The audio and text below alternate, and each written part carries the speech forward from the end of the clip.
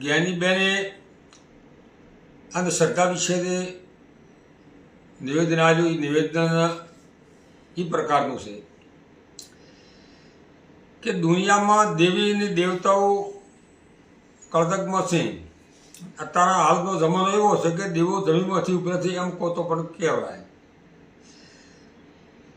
પણ અંધશ્રદ્ધા પાસે ને શ્રદ્ધા પાસે નુકસાન એટલું જ છે કે તમે શ્રદ્ધાથી કોઈ પણ દેવને પૂજો. તમારી કુળદેવતા છે કે તમારું કોઈ પણ પ્રકારનું ઈષ્ટદેવ છે ને તમે પૂજો અને એના માટે વિશ્વાસ રાખીને તમે એને પૂજો. એ એક જાતની શ્રદ્ધા છે ને એ તમને 100% મદદ પણ દેવ કરતો હોય છે. દેવ મદદ નથી કરતો એવું હોતું નથી. મેં એવા કેટલાય દાખલા જોયા છે કે દેવના ઉપર તમે વિશ્વાસ રાખો તો 100% દેવ તમારું કામ કરતું હોય છે.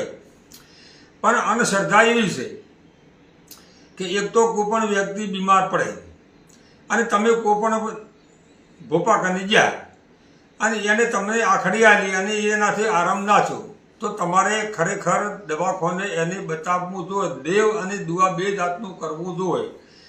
તમે મરે ત્યાંથી અને દવાખાને ના લઈ દો અને દેવને વધ્યારો એમાં કોઈ દેવના પણ દોષ નથી, આપણા ખુદના દોષ છે. બીજી વાત કે તમે ફક્ત ને ફક્ત બે હગા ભાઈ છો, ઘરમાં બેઠા હતા એટલે કંઠન ઓળે ભેળા પડે ઠોમડે ખરડે.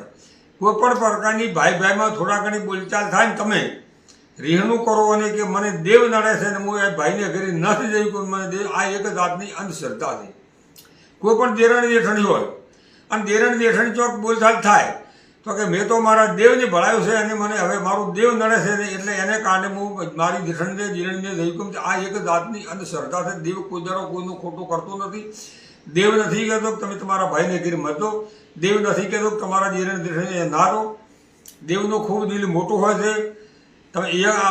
તમે માનો કે એક રમેલ કરીને લાખો રૂપિયાનો ખર્ચ કર્યો હોય એના કરતાં તમે એક યજ્ઞ કરો ને એટલો ને એટલો જમણવાર કરો, ઢમણા આલો, બધું જ કરો.